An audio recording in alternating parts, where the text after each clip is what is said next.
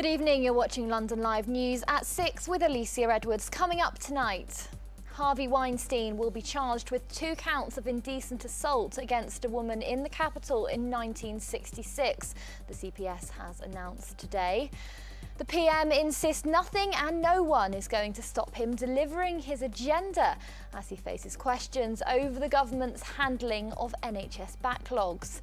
We'll have an update on London's weather in the next 10 minutes, plus with a little help from none other than Peppa Pig, Vogue Williams has been helping clear up the Thames riverbank as part of an initiative to mark World Oceans Day. And US comedian Mary Beth Barone on sharing her dating tips at Soho Theatre. All of that on the way. But first this evening, former Hollywood producer Harvey Weinstein is to be charged with 2 counts of indecent assault against a woman in London in August 1996. The Crown Prosecution Service has authorised the Metropolitan Police to charge Weinstein following a review of the evidence gathered by the Met in its investigation. The alleged victim is a woman who is now aged in her 50s, the force said. Rosemary Ainsley, the head of the CPS Special Crime Division, said that criminal proceedings against the defendant are active and he has the right to a fair trial. Also today, Boris Johnson told MPs that absolutely nothing and no one can stop him delivering his agenda. After surviving a confidence vote on Monday, the Prime Minister used PMQs today to defend the government's handling of the NHS, criticising Labour's record when in government. He insisted he was focused on levelling up and raising the standards of the National Health Service, pledging to hire more doctors and nurses. But thanks to the investments that this government has put in, we now have 4,300 more doctors. We have record numbers. We have record numbers in training. To the best of my, we have 11,800 more nurses this year than last year, Mr. Speaker, and 72,000 in training. And that is because of the investment that we put in, which was opposed by the party opposite. And the only reason we were able to make that investment, Mr. Speaker, is because we have a strong and robust economy, thanks to the decisions we took. There we are, Boris Johnson there. Well, the leader of the opposition, Sir Keir Starmer, had something to say about the current state of the NHS, accusing Boris Johnson of being utterly unable to improve the health service. The cancer rates have been going up for 10 years, and they're even higher now. So blaming the pandemic just won't wash. Perhaps the Culture Secretary was talking about the state of NHS buildings. Before the pandemic, the NAO said they were a risk to patients. The government's response, paint jobs and fix-ups, pretending that's the same as building new hospitals. The Treasurer and the Cabinet Office apparently don't think that the refurbs are even going to be delivered. Take University Hospital North Tees. The ceiling is falling in, the roof leaks, and staff have to hose down the pipes to stop them freezing over. Failure to fix wanting and inadequate NHS buildings is putting patients at risk, isn't it, Prime Minister? There we are, Sir Keir Starmer there. Well, the PM today facing PMQs for the first time since Monday's vote. Boris Johnson told MPs, as for jobs, I'm going to get on with mine. Expanding home ownership for millions of people, as my right honourable friend for Duluth and I will do, for millions of people who currently don't have it. Cutting the costs of business to make this the enterprise centre of Europe. That is our vision. Creating high-wage, high-skilled jobs for this country. And as for jobs, I'm going to get on with mine, and I hope he gets on with his. Boris Johnson there. Now time for some other stories from the capital today.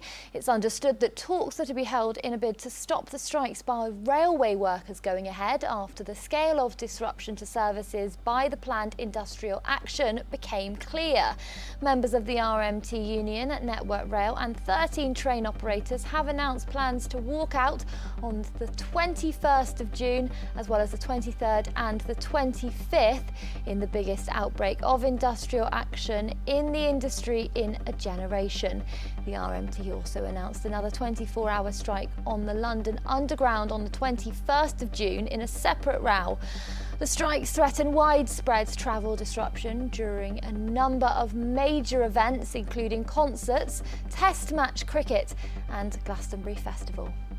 Well, more proposed strike action as Londoners are warned to brace for bin collection chaos, with staff at the capital's largest rubbish tips announcing action. The GMB union members at waste transfer sites in Wandsworth and Battersea have threatened to walk out in a dispute over pay. The waste transfer stations collect commercial and household rubbish before it's sent to landfill or recycled. The union warned residents in all South London boroughs to expect a knock-on effect to their bin collection services, as no other local tips have the capacity to store the large volumes of rubbish. A man has been given a life sentence after he fatally stabbed a teenager who was 20 years younger than him. 16-year-old Keane Flynn Harling from Lambeth was discovered in a South London street in July last year with a stab wound to his neck. 37-year-old Siddiqui Williams was found guilty of murder at Isleworth Crown Court and will serve a minimum of 21 years. The motive for the killing remains unclear. More than 60% of Londoners are now hybrid working, according to a major new study from King's College London. Researchers found there has been a huge change in the way Londoners are working, with the vast majority saying office life will never return to how it was pre-pandemic. The research also found most people in the capital still enjoying being part of a workplace, and there are fears that younger people's careers will suffer most from home working. The RSPCA is investigating after two tiny puppies were abandoned in a park in East London on Sunday. The two German Shepherd puppies were left in a box by the cricket pitch at 7 Kings Park in Ilford. RSPCA Inspector Philip Hayes said the puppies are only around 5 weeks old and both were very weak and sick, saying that one of them had died before he got to the scene. Philip is now investigating who is responsible for abandoning the vulnerable animals. Sir David Attenborough has been awarded his Knight Grand Cross honour from the Prince of Wales. The broadcaster collected the honour for services to television broadcasting and to conservation this morning. Sir David was first knighted by the Queen in 1985, with his career spanning 7 decades. Also recognised today, London-born actor Toby Jones, known for his roles in The Hunger Games and Infamous. He said that he can finally tell his family that his career was worth it. Well, I'm thrilled, excited, certainly nothing I ever expected to win, and it's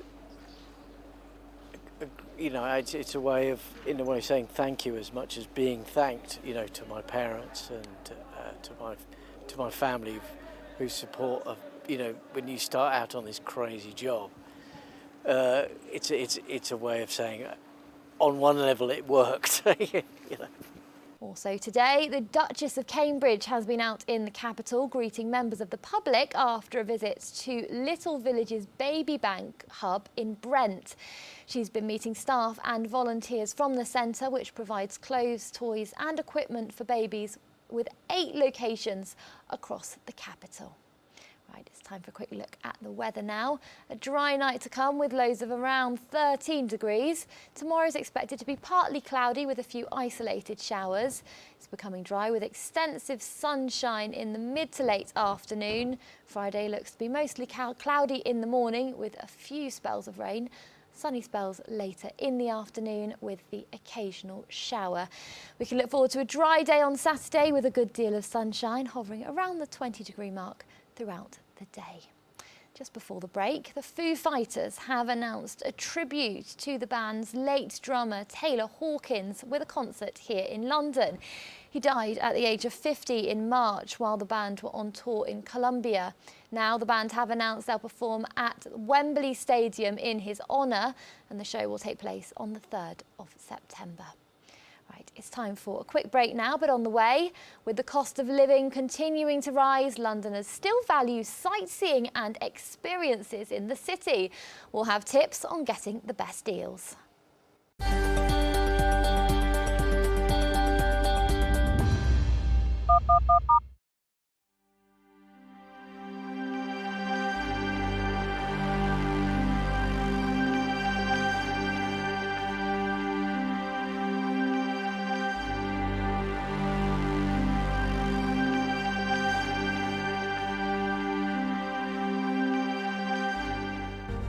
From breaking news to headline events, the latest trends and places to be. You can now keep up to date on daily life in London across London Live's social platforms. Start the day with an update on the travel and weather, and know what's on around the city and what's being seen by others. With stories from London Live's team of reporters and your videos of the news moments that matter. Minute by minute. That's London Live News on Twitter, Facebook, Instagram and more. Find us at London Live.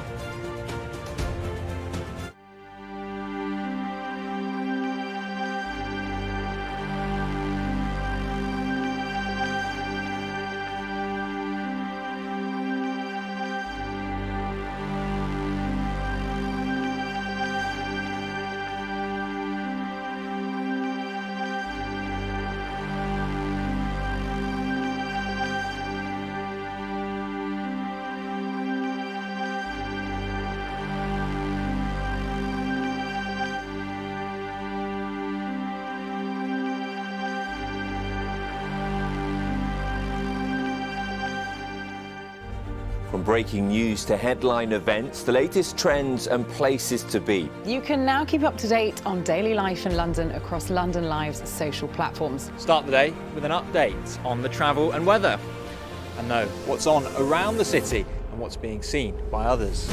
With stories from London Live's team of reporters and your videos of the news moments that matter. Minute by minute. That's London Live News on Twitter, Facebook, Instagram and more. Find us at London Live.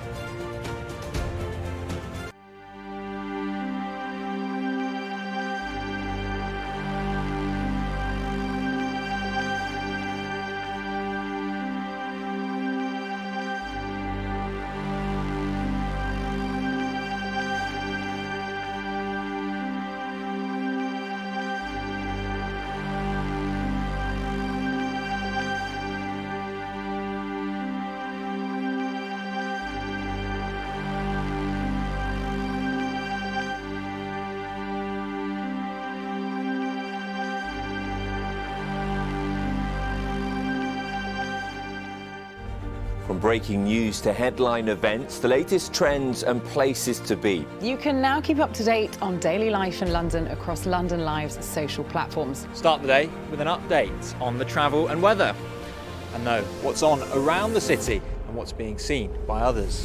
With stories from London Live's team of reporters and your videos of the news moments that matter. Minute by minute.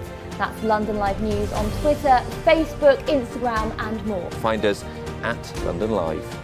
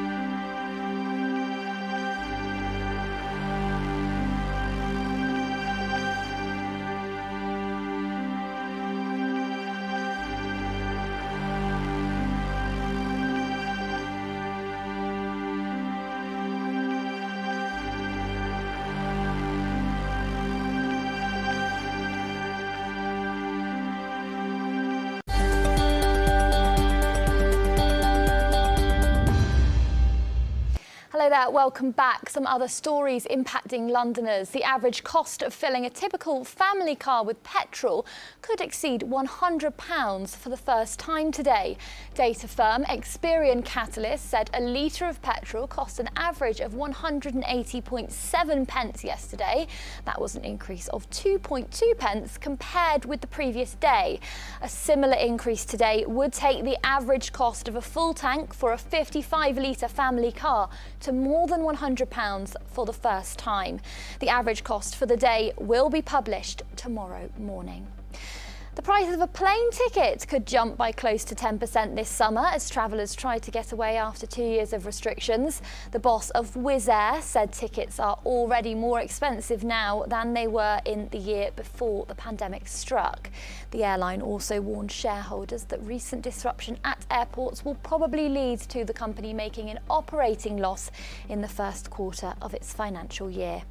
And 3 of the biggest names in British swimming have pledged their support for a campaign which is aiming to ensure that all children leaving primary school in the UK in 2025 should be able to swim more than 25 metres.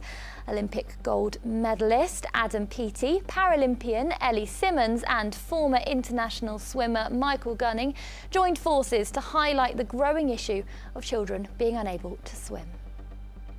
Now, new research shows that 96% of children aged between 6 and 16 think their household could be doing more to be sustainable.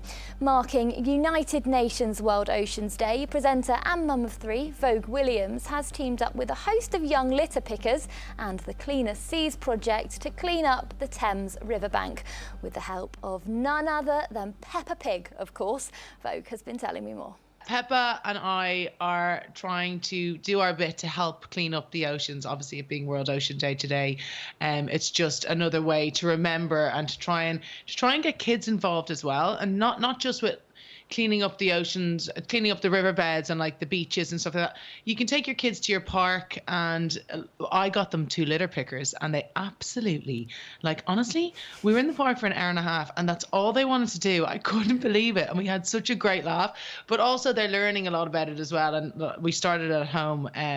There's these sheets that you can get actually from Twinkle where Peppa teaches you how to recycle and what needs to go where. And so we've been working on them, and T loves them as well. So it's actually been quite a fun thing to get involved in. As you mentioned, you've obviously got 3 young children, Theodore being the eldest. How aware is he of environmental issues now? Is he at that age where he's a bit more aware of things, or are you very much still teaching him to... You know what? I was surprised at how aware he was, because when we downloaded there's these little things that you can download for the kids to do, and when we downloaded them, he was really, really good at them. He understood what wasn't meant to be in the sea. He understood what was meant to go where, and I think it's a really good thing. But we've been doing that at home as well with recycling and stuff like that. We obviously have our recycling bin, and just trying to teach him to be more aware. And I was only thinking when I was watching the Jubilee on Saturday, and David Attenborough said that it is making a difference, and to hear him saying something like that is a really positive thing. And I just feel like if we all push forward a little bit and do our bit to try and help the environment, it will make a difference, and we can make a nicer world for our kids and for our grandkids. And yeah, it's hopeful. It is. Well, these stats showed nearly 1/3 of parents found their biggest drive for sustainability was their own children. Have you and Spencer become more aware since you've become parents, do you think? Has it made you think forward a bit more?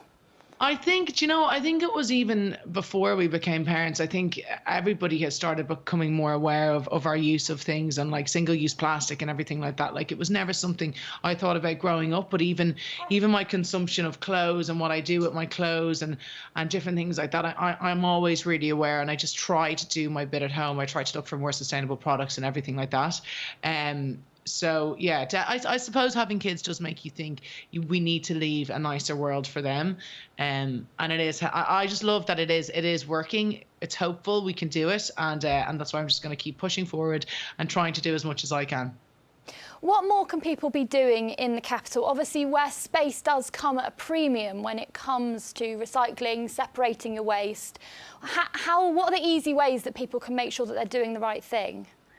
I think even getting involved in the litter picks or starting your own litter pick, bring your kids out, go to the park, have the little litter pickers. You'd be surprised how much they'll love it. Teach them how to do things. And also with recycling, I think that you need to, I watched a video on recycling about 1.5 years ago, and I did not do my recycling properly. So you have to really, you have to wash out your things and put them in so there's no food left on them or anything like that, because that obviously contaminates it.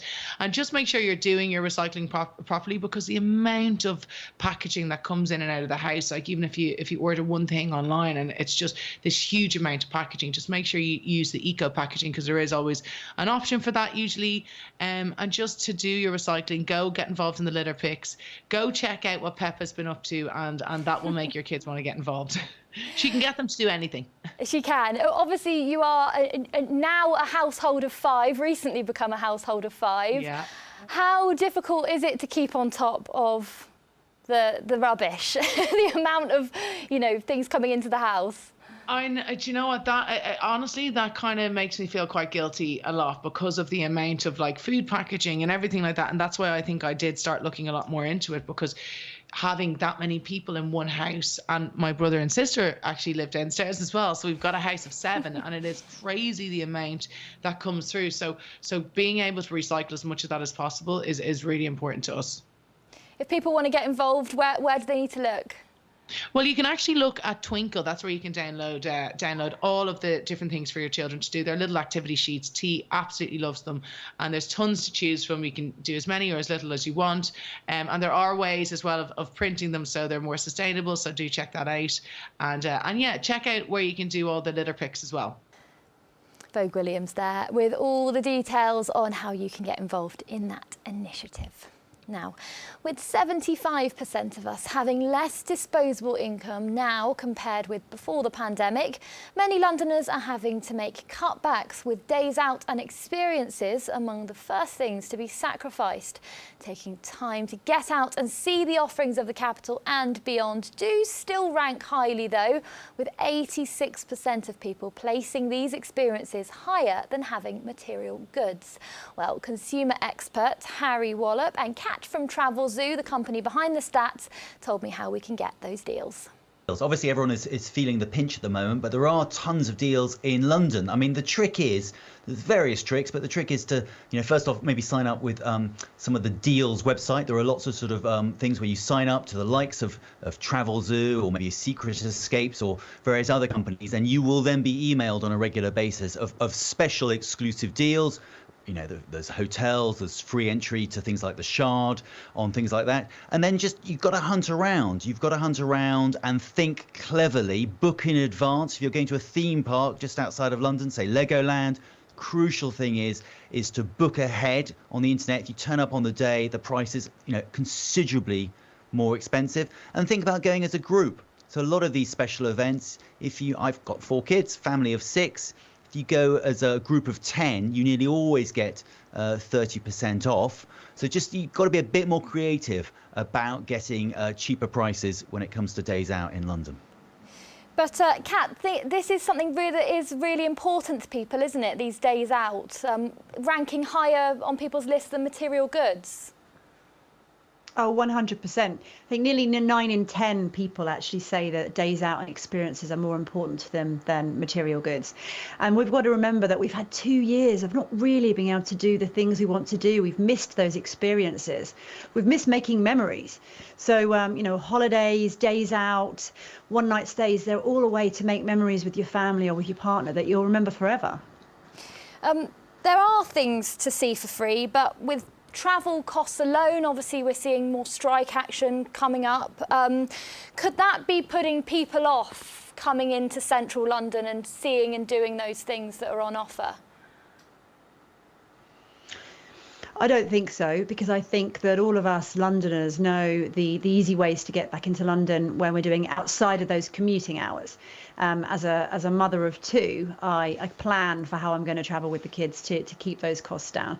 And then at Travel Zoo, we've got so many great deals that people can do. We've got things like the Greenwich Painted Hall, a day out, musicals, meals, afternoon tea at Harrods, lots of different things that you can really sort of have an experience with this summer. Yeah, there were some figures out just from one of the big credit card companies this week that showing that the spending on travel and tourism from British people is hugely up on last year. I mean, a lot of that is obviously because last year it was more difficult. We were coming out of the lockdowns, but I think the evidence is that people, if they are going to cut back, they're not going to cut back this summer on trips out with the kids or weekends away.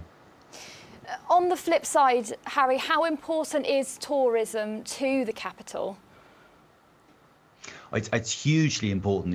London is one of the most popular tourist destinations in the world, and we do know that international tourists are still significantly lower than where they were pre-COVID. The Americans and the Chinese haven't fully come back. But the upside is, of course, that does mean that there are deals to be had in, for instance, hotels. There's a lot of hotels at relatively low occupancy. So if you fancy staying in a London hotel, well, now's your chance to bag a bargain. We have obviously just had a huge weekend of coverage for the capital with the Platinum Jubilee celebrations. What kind of impact could that have on tourism in the coming weeks and months? Oh, only positive. The Americans love all that kind of pomp and circumstance that us British do so well. So that will have really, really helped the Americans think about coming back to the UK. But as Harry says, there's still so many hotels that are not at full occupancy. So if as a Brit you want to visit our great capital, this is a great time to do it. But we've also got offers in places like Manchester, Wales, Oxford. So you can go and explore one of our other great British cities as well. It's so easy to do by train from London. Yeah, I mean, the Jubilee was, it was on the front pages of an astonishing number of international newspapers. I mean, the sort of publicity you cannot buy. And there were all sorts of rumours about how much the Jubilee cost, and it actually wasn't that much money. But I think in terms of the British tourism industry, they got, tons of bang for their buck. OK, Harry and Kat there with tips on seeing more of the capital this summer.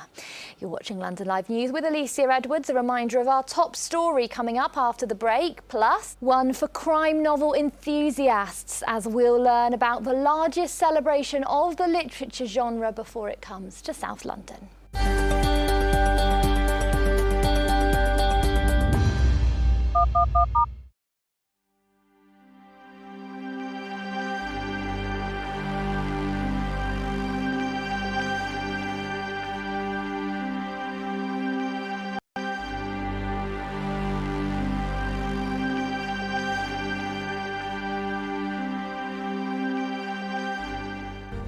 From breaking news to headline events, the latest trends and places to be. You can now keep up to date on daily life in London across London Live's social platforms. Start the day with an update on the travel and weather, and know what's on around the city and what's being seen by others.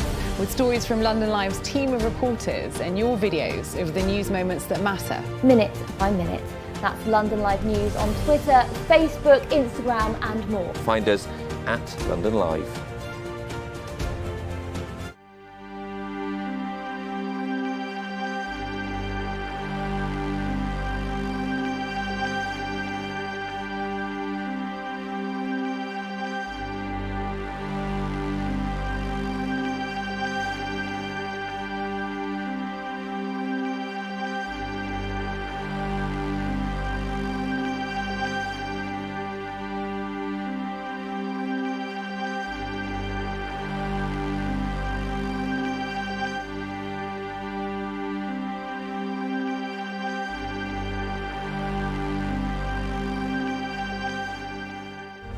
From breaking news to headline events, the latest trends and places to be. You can now keep up to date on daily life in London across London Live's social platforms. Start the day with an update on the travel and weather, and know what's on around the city and what's being seen by others.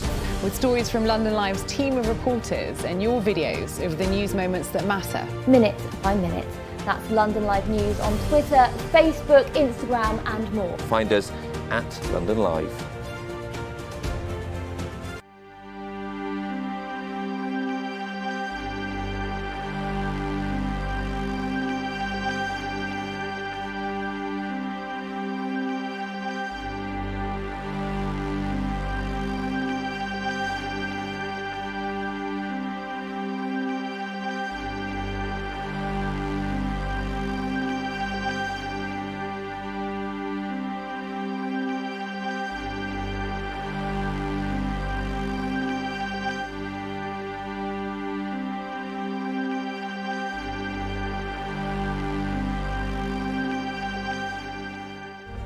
From breaking news to headline events, the latest trends and places to be. You can now keep up to date on daily life in London across London Live's social platforms. Start the day with an update on the travel and weather, and know what's on around the city and what's being seen by others.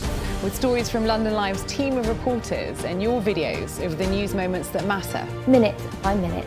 That's London Live News on Twitter, Facebook, Instagram and more. Find us at London Live.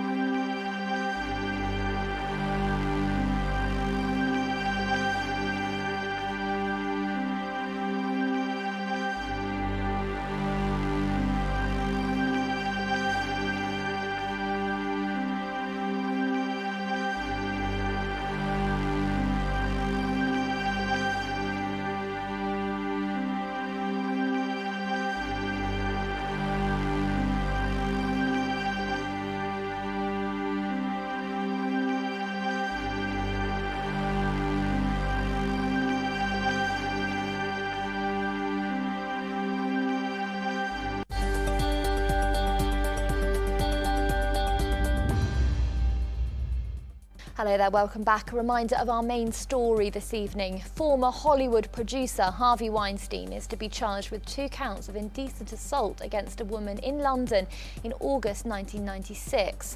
The Crown Prosecution Service has authorised the Metropolitan Police to charge Weinstein following a review of the evidence gathered by the Met in its investigation.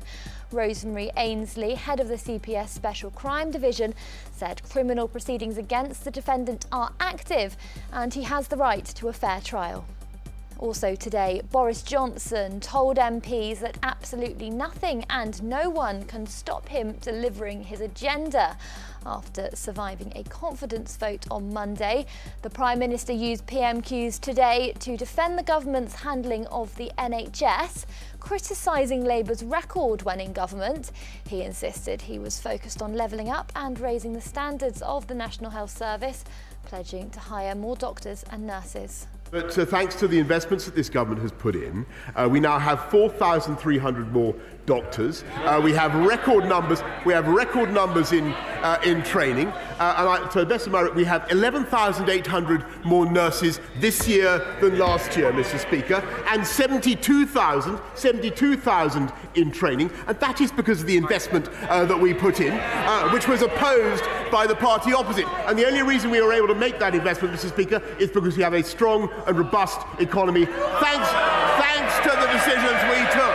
There we are, Boris Johnson there. Well, the leader of the opposition, Sir Keir Starmer, had something to say about the current state of the NHS, accusing Boris Johnson of being utterly unable to improve the health service. The cancer rates have been going up for 10 years, and they're even higher now. So blaming the pandemic just won't wash.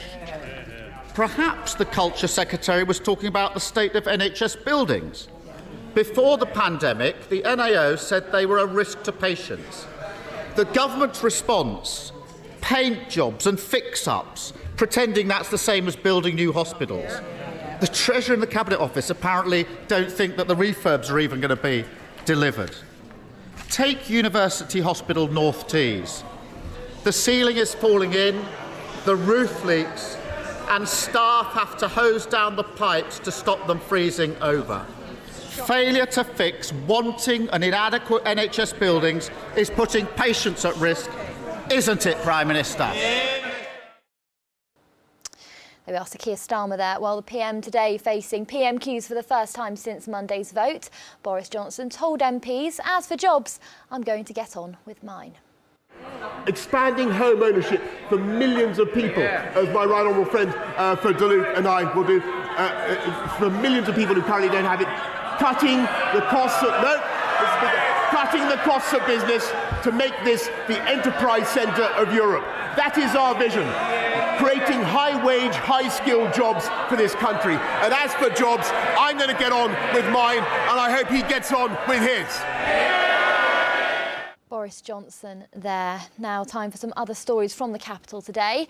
It's understood that talks are to be held in a bid to stop the strikes by railway workers going ahead after the scale of disruption to services by the planned industrial action became clear. Members of the RMT union, Network Rail and 13 train operators have announced plans to walk out on the 21st of June as well as the 23rd and the 25th in the biggest outbreak of industrial action in the industry in a generation. The RMT also announced another 24-hour strike on the London Underground on the 21st of June in a separate row. The strikes threaten widespread travel disruption during a number of major events, including concerts, Test match cricket and Glastonbury Festival. Well, one for book lovers now. The world's biggest celebration of crime and thriller literature is back in the capital. Capital Crime 2022 brings together readers, authors, industry figures and the local community for a weekend celebration of the most popular genre in non-fiction, which will see names like Anthony Horowitz and Jeffrey Archer with some words of wisdom. Well, Henry caught up with the festival director, Lizzie. So we've got over 40 events over the weekend. It's from the 29th of September to the 1st of October. And we've got over 150 panellists appearing, which is insane, but wonderful. And fans and readers can expect to see, household names, their favourites, such as Peter James, Kate Moss, Mark Billingham, Richard Osman, Robert Harris, S.A. Cosby, and former President of the Supreme Court of the United Kingdom, Lady Hale, which we're super excited about. It's a huge honour for us. Alongside these big names, we also have newer voices to the fiction genre. So we've got debut authors. We've also got experts on site as well. So former police superintendents, for example. So it's going to be a really great weekend. And it's kind of, I think, for us, it's all about the readers in that aspect. We want people to come and see their favourite authors, grab a drink with them in the bar, and see them in a new light, in a safe and fun way. I mean, as you mentioned there, so many fantastic names. I myself grew up with Anthony Horowitz and Charlie Higson. Have just got into Richard Osman, but there's other names like Judge Lady Hale as well. So it's just a different element. And a chance to have a chat with them, but also just experience something a little bit different. Is that your aim? Yeah, exactly. So I think the wonderful thing about fiction, or crime fiction in particular, is it's such a popular genre. I mean, especially over the last few years in the pandemic, book sales have gone through the roof, which is wonderful. People are reading more. And we kind of want to give a platform to the voices that they love. And just, get them along for a good time in a beautiful setting, which is Battersea Park, which I'm really excited about. So it's going to be the first literary festival to take place on this site. And this year it's going to be built in multiple tented locations. So we've got multiple panel events. We've got a signing area, a stunning bar, and of course a pop-up Goldsborough bookshop in the iconic Pump House Gallery, which we're also really excited about. And we'll also be supporting local street food traders from the Battersea and London area.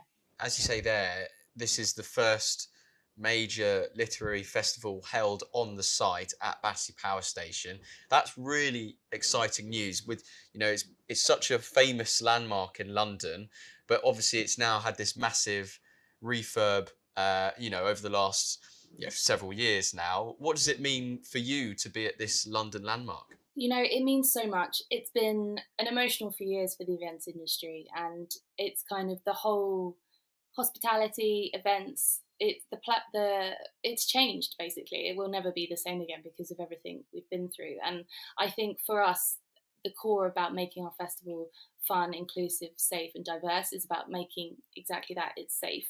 And we wanted to do that, and Battersea Park is the perfect place for this. And it's all going to be aerated and wonderful and really accessible and all on one level as well.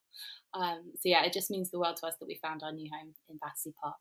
There's something about the sort of crime genre that I think is so gripping, and I think so as well. What is so special about the genre to you and that captivates so many people? You know, Widley, I get asked this question a lot. I feel like I'm kind of not the grand authority on the genre. I mean, I love it, don't get me wrong. I've been a fan since such a young age, and I think maybe that's the kind of true testament to it. It is, although, you know, you say crime fiction, everyone knows what you mean. Within it, there are so many subgenres. You know, you've got espionage, you've got detective fiction, you've got horror and gothic, you've got procedural, you've got comedy crime. And I think there really is something for everyone. But for me personally, what I love about it is that there's always a resolution. I think whatever problems life throws at you, if you escape to a really great book, you'll know by the end of it you'll have all your answers solved, which is really nice and satisfying. And I think it's just the best genre in the world. Naturally, I'm biased, but yeah, the diverse genre and the diverse people that write it as well makes for really interesting voices. And I think it's that adaptability that just make it so popular and make it an immediate go-to for people shopping, I think. And as part of the festival, school students will be invited along as part of the social outreach initiative that you guys have as well. Yeah, so we're really excited about this. It's something really close to David Headley, my partner, and I. It's really close to our heart.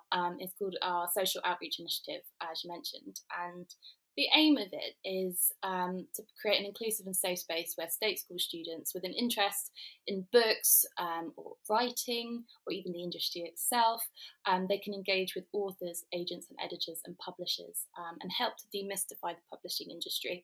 I mean, there's been a lot of work going on in the industry to help do this, but I think there's always more to be done and we've still got a long way to go. And hopefully this is just our small part to play. And this year we're super excited because all of the Thursday on the 29th of September will be dedicated to our social outreach.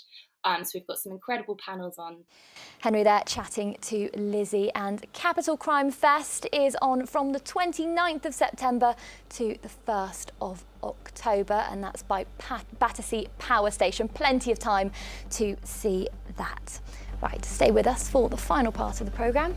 You've been invited to 1920s London by order of the Peaky Blinders. A new immersive theatre space in Camden will allow you to move around the world of Tommy Shelby and his gang. We'll hear more from the Sellout event.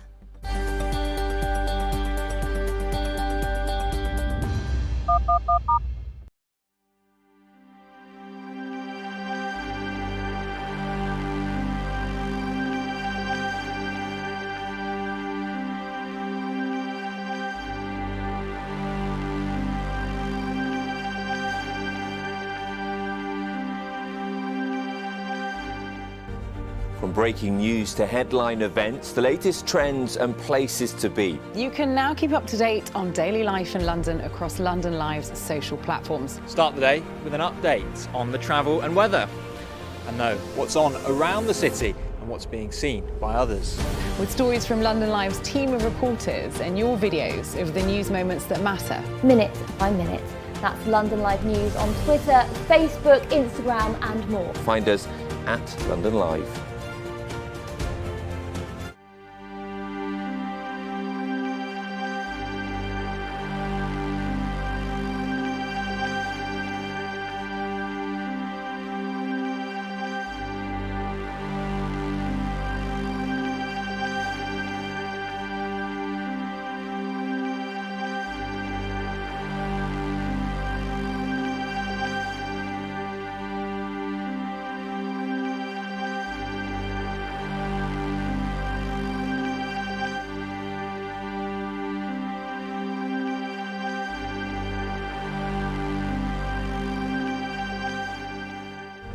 From breaking news to headline events, the latest trends and places to be. You can now keep up to date on daily life in London across London Live's social platforms. Start the day with an update on the travel and weather, and know what's on around the city and what's being seen by others.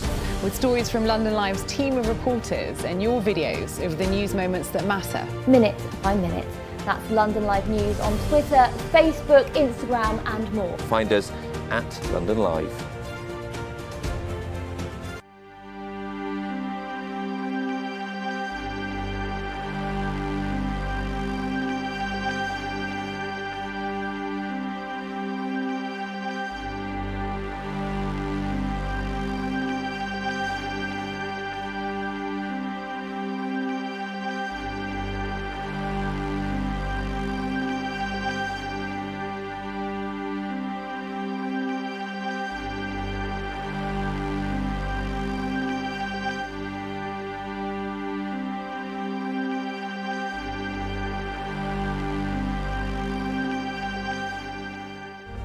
From breaking news to headline events, the latest trends and places to be. You can now keep up to date on daily life in London across London Live's social platforms. Start the day with an update on the travel and weather, and know what's on around the city and what's being seen by others. With stories from London Live's team of reporters and your videos of the news moments that matter. Minute by minute. That's London Live News on Twitter, Facebook, Instagram and more. Find us at London Live.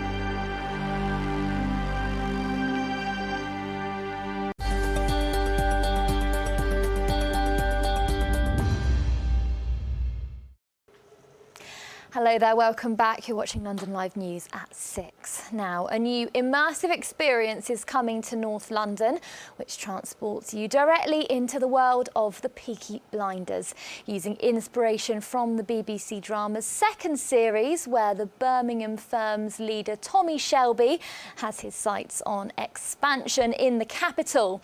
The new show, set in 1921, will invite you to a family meeting at the Shelby's Camden warehouse. Guests will be encouraged to get suited and booted and take matters into their own hands. Well, we've been hearing from the cast and crew. Taking inspiration from Cillian Murphy is kind of the very heart, I think, of the role. Tommy Shelby is Cillian Murphy, certainly in everyone's mind.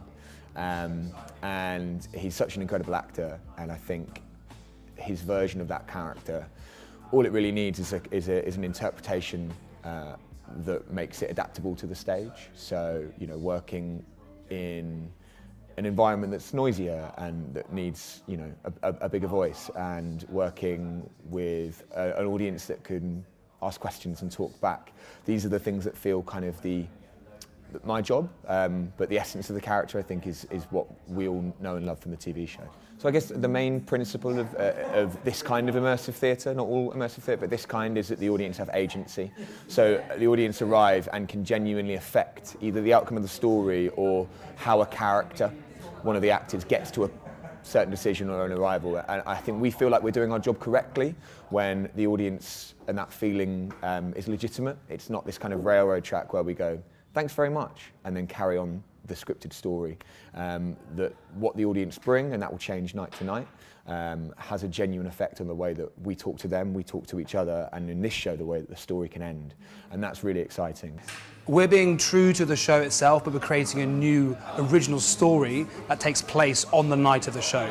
Our show is The Fight for London. So you've got 3 different factions, 3 gangs, the Sabinis, the Solomons and the Shelbys, all vying for the capital city. So I've watched a lot of Peaky Blinders, which was a pleasure. I'm a big fan of the TV show, have been since the beginning. So I've watched it on repeat since December last year.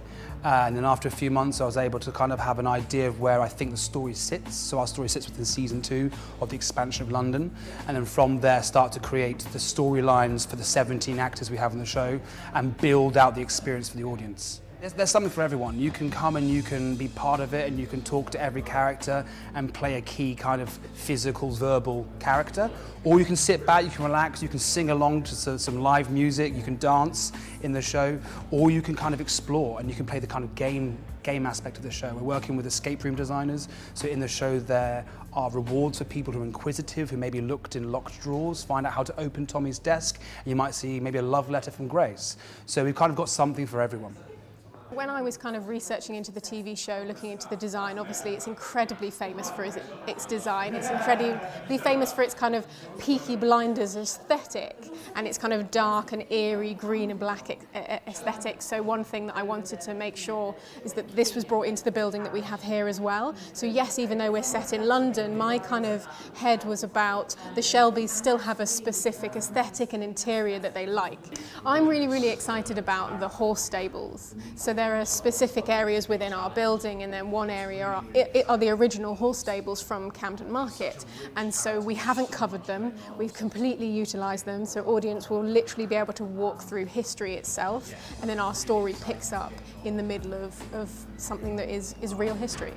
I hope people will come to this show and have the night of their lives. They get to see familiar characters, whether you know them or not, or just have an amazing time in a really rich world, allowing them for 2.5 hours to escape the crazy world we have right now and come in and have an authentic, fun, amazing night, which they'll never forget.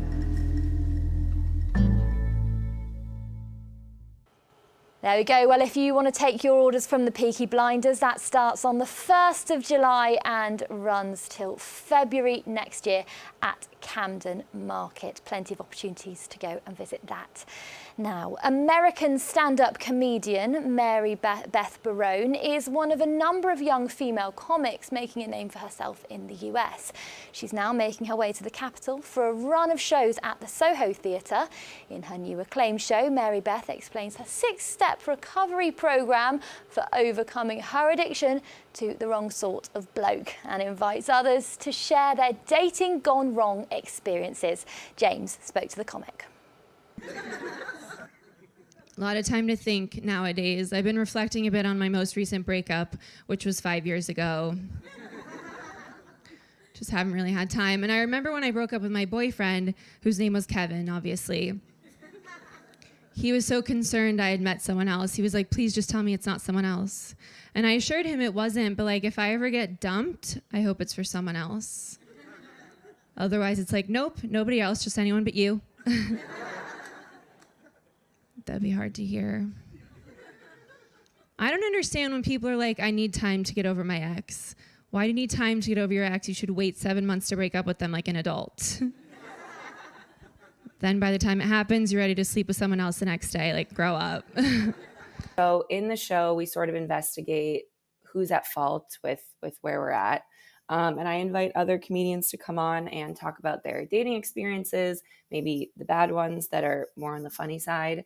And then at the end of the show, I work with a person who has been deemed one of the bad guys, and I sit with them to do an interview, and we try to figure out why they are the way that they are, and then we try to fix them live on stage.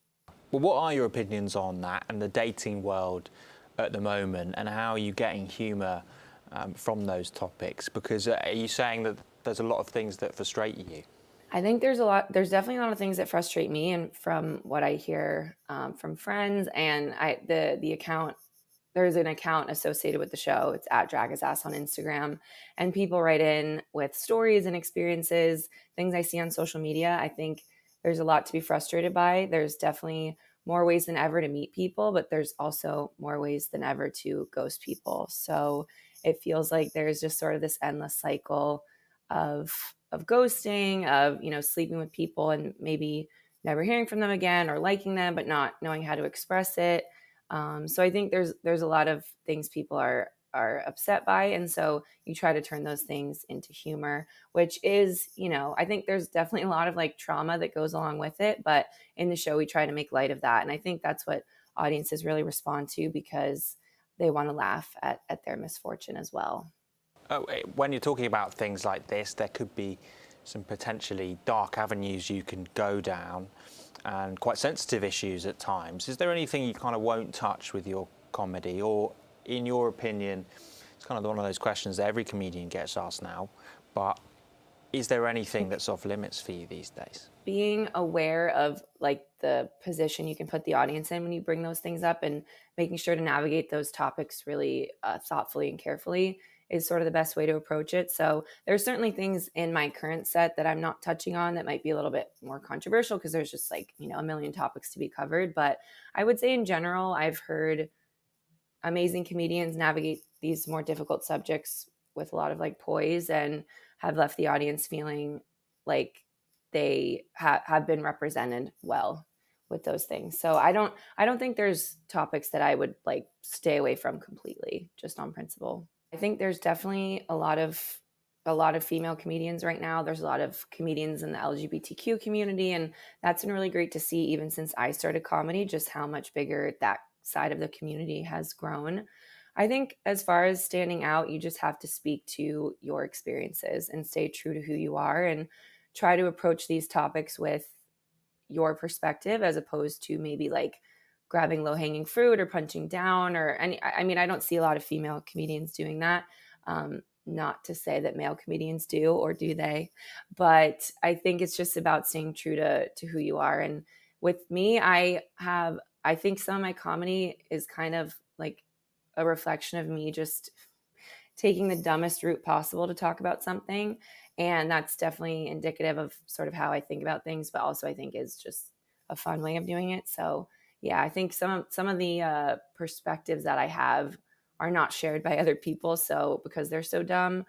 So in that way, it's kind of an advantage. James there chatting to Mary Beth, and she's going to be at Soho Theatre from the 14th to the 18th of June. Right, it's time to just take a final look at the weather now. It's a dry night to come with lows of 13 degrees. Tomorrow is expected to be partly cloudy with a few isolated showers. It's becoming dry with extensive sunshine in the mid to late afternoon. Friday looks to be mostly cloudy in the morning with a few spells of rain, but sunny spells later in the afternoon with the occasional shower. And a dry day on Saturday with a good deal of sunshine, hovering around the 20-degree mark throughout. To look forward to on Saturday. And that's all we've got time for this evening. Thank you for joining us. If you'd like to keep across the news throughout the day, do follow us at London Live. From all of us here, have a lovely evening.